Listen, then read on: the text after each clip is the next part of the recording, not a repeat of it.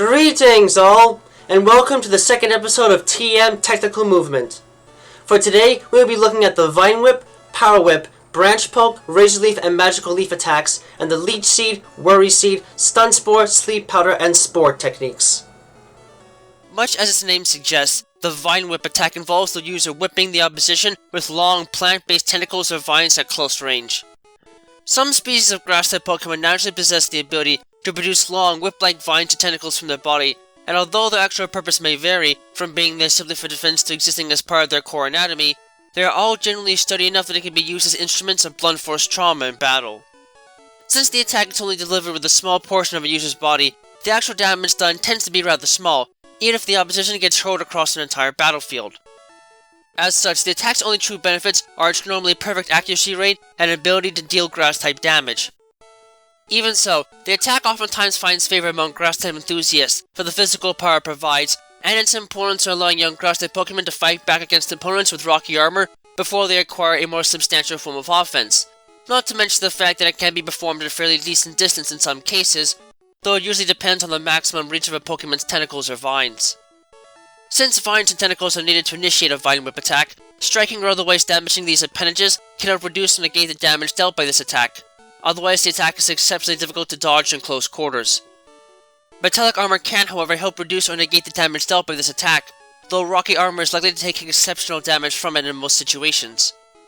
The Vine Whip attack may seem imposing, but unless a type advantage is involved, the amount of damage dealt by the attack is usually small enough for it to be of little concern.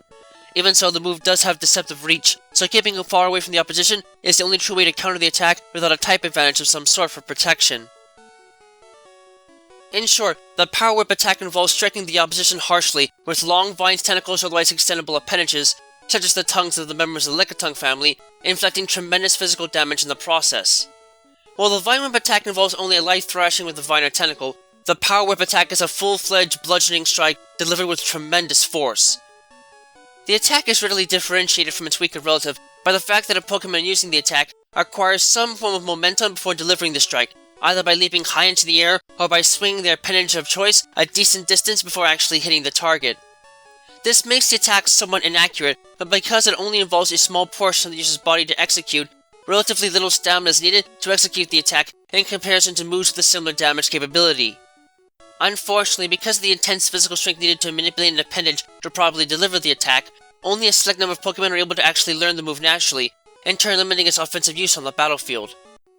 Nonetheless, the move is a favorite among grass-type specialists that have access to such Pokémon, as well as trainers that enjoy fighting in close quarters regardless of the type of Pokémon they are using in battle, which helps to explain why it was made into TR-72 for Silph first line of TRs before being discontinued in future iterations. Since a flexible appendage of some sort is needed to initiate a Power Whip attack, striking or otherwise damaging these appendages can help reduce or negate the damage dealt by this attack. If this is not an option, however, fairly agile Pokémon can still dodge the attack in close quarters. Strong metallic armor can help reduce or negate the damage dealt by this attack, but weaker metallic armor is unlikely to perform as well, and rocky armor in general is likely to take exceptional damage from it in most situations. Overall, the Power Whip attack's exceptional base power can make it an extreme threat in any battle, but the limited number of Pokémon able to learn it naturally generally relegates it to a less important stature than similarly powerful attacks. Even so, evasive tactics in conjunction with strong defenses are highly recommended for dealing with an opponent that has access to the attack, as even a single blow can prove to be costly in battle. Much as its name suggests, the Branch Poke attack involves the user forcefully poking an opponent with a sharpened stick of some sort. In the case of few Pokémon with access to this attack, these creatures do not really get early access to any basic moves involving energy draining or the use of items like cleaves to inflict elemental damage at an early age, so instead, they must rely on the natural forms and tools to make the most of their powers early on. In practice, this can be achieved by infusing plant-based energy into a stick they have, and projecting a sharpened point using this power, proceeding to then forcefully poke their target with these sharpened sticks. This attack is quite basic in its functions, and doesn't require a great deal of finesse to work, but its requirement of sharp sticks nonetheless proves to be a limit in terms of what Pokémon can use this move, so it is not the most common of attacks to come across.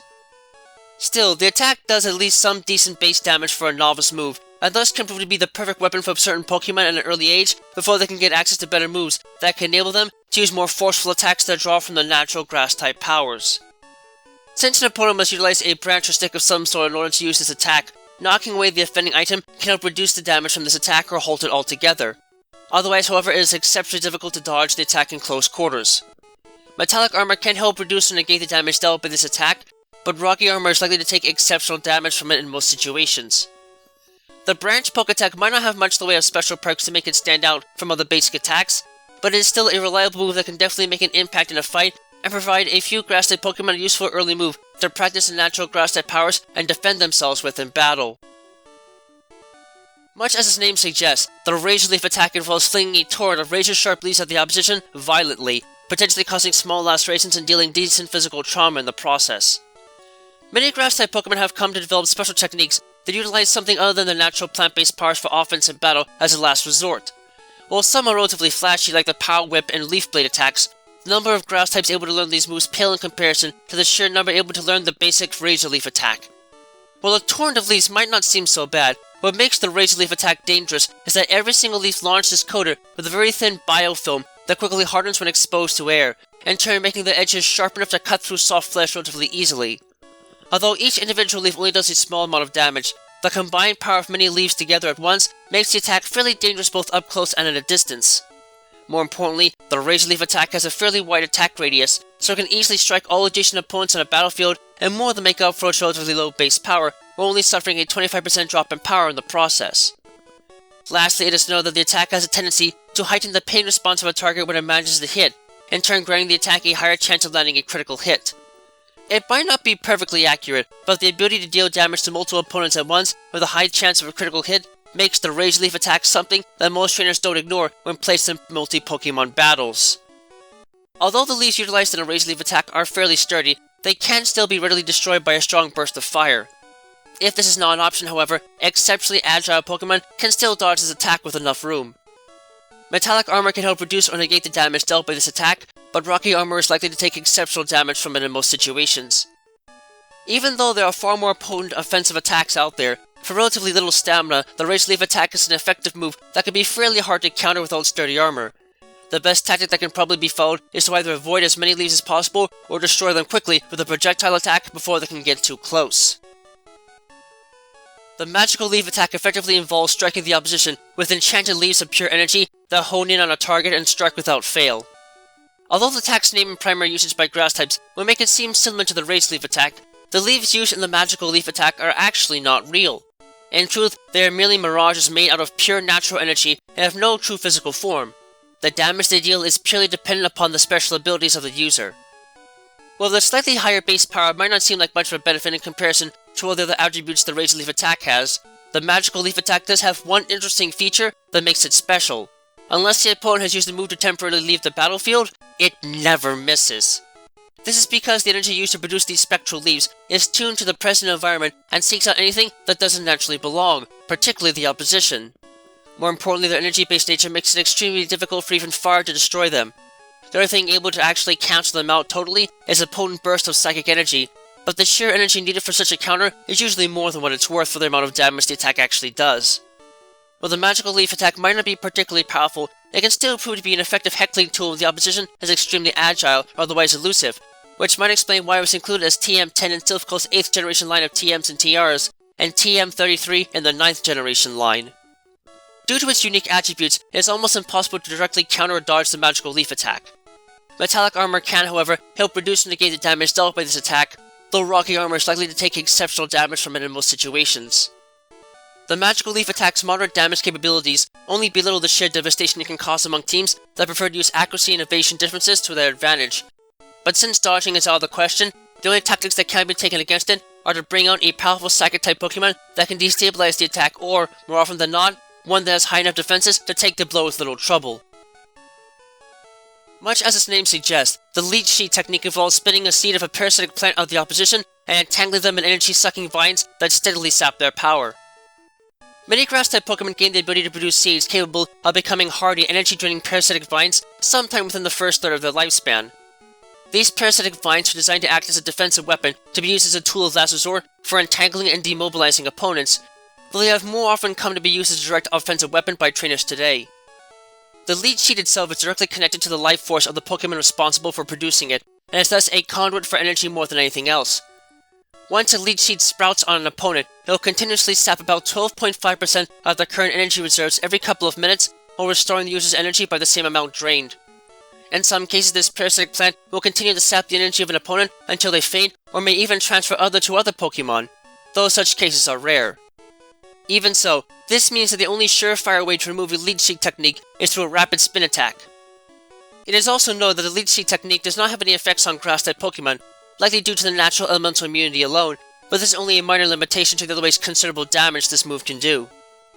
Unless recovery techniques are somehow blocked, though this will not prevent damage from being inflicted, or one has access to a grass-type Pokémon or rapid spin attack, there is no way to directly counter the effects of the Leech Seed technique. Much as its name suggests, the Worry Seed technique involves striking the opposition with a seed that releases concentrated pheromones that have the effect of inducing worry and changing their present ability. Unlike a Leech Seed, a Worry Seed is never designed to make it to fruition, and is instead loaded with organic oils that quickly vaporize at normal air temperatures, which in turn only happens when the seed cracks open after impacting an opponent. These volatile compounds quickly enter the brains of any creatures that smell them, and instantly induce a state of intense panic and worry that essentially renders them unable to naturally utilize their own ability effectively, though with a few exceptions. Moreover, this intense state of worry essentially prevents inflicted Pokémon from sleeping, changing the ability to insomnia for a short amount of time. Aside from disrupting ability fuel strategies, the fact that this move also shuts down the traditional rest technique can make it a potentially devastating weapon against defensive fighters when used in the proper context. However, due to its unique attributes, there is no way to directly counter the effects of the Worry Seed technique. Much as its name suggests, the Stun Spore technique involves scattering toxic spores in the surrounding airspace that can possibly paralyze anything that inhales them. Many plant-based Pokémon as well as a few bug types possess the ability to naturally produce spores or powders infused with natural toxins that can inflict detrimental status conditions on whoever inhales them.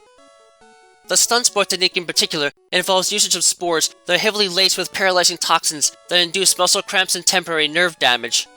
While an opponent will not always inhale enough of the spores to make the technique effective, when they do inhale enough, the result is always instant paralysis. Since only grass and electric types have a natural immunity to these powders, the potential for wrecking an opponent's strategy and seriously debilitating their Pokémon is immense despite the move's imperfect track record. When nothing else is available, a quick status condition can usually make otherwise difficult battles much easier, a trait more than present in this type of move. As such, relatively agile Pokémon, as well as moves, items, and abilities that either cure or prevent paralysis, are highly recommended for countering this Stun Spore technique. Much as its name suggests, the Sleep Powder technique involves scattering toxic powder in the surrounding airspace that can possibly put to sleep anything that inhales them. As noted, many plant-based Pokémon, as well as a few bug types, possess the ability to naturally produce spores or powders infused with natural toxins that can inflict detrimental status conditions on whoever inhales them. The Sleep Powder technique in particular involves the usage of a fine powder heavily laced with paralyzing toxins that induce muscle relaxation and temporary nerve damage. When an opponent will not always inhale enough of the powder to make the technique effective, when they do inhale enough, the result is always instant sleep. Since only grass types have a natural immunity to these powders, the potential for wrecking an opponent's strategy and seriously debilitating their Pokémon is immense despite the move's imperfect track record. With nothing else available, as already noted, a quick status condition can easily make otherwise difficult battles much easier, a trait more than present in this type of move. Even so, relatively agile Pokémon, as well as moves, items, and abilities that either cure or prevent sleep, can be highly recommended for countering the Sleep Powder technique. Much as its name suggests, the Spore technique involves scattering toxic spores everywhere in an attempt to put the opposition to sleep. While the Sleep Powder technique is only able to put opponents to sleep the majority of the time, the Spore technique is a devastating strike because it can effectively put anything that inhales even a few spores to sleep under normal circumstances. Interestingly enough, these spores can only be produced by mushroom-like Pokémon because only these species are able to infuse their own reproductive cells with powerful neurotoxins capable of rushing through the bloodstream of other creatures and going straight to their brains within a few moments of contact without infecting themselves in the process. This makes the move quite similar to the Stun Spore technique, but aside from the fact that it does not contain paralyzing toxins, the Spore technique is far more accurate because of the sheer volume of spores released. Combined with the amount of toxins infused into each individual spore, this means that it only takes a short breath within a cloud of these spores to knock someone out cold. Altogether, this makes the Spore technique the most accurate sleep-inducing move known and a true threat in any battle, even though the number of Pokémon able to use it in a battle is quite small and grass-type Pokémon are immune to its effects. As such, moves, items, and abilities that either cure or prevent sleep are highly recommended for countering the Spore technique. That's it for this episode, so stay tuned to the next episode of TM Technical Movement.